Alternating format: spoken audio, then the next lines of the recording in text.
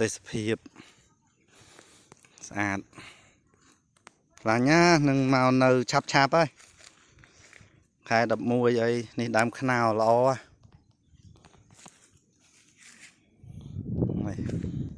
ជាមកលុបនៅមាត់ស្រះ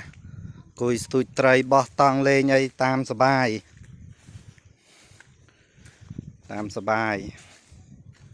ស្ទូចត្រីទៅ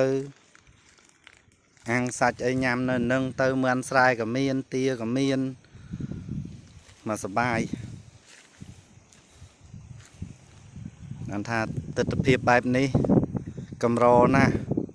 កម្រមានណាមើលដើមស្វាយឥឡូវអត់តោះហើយ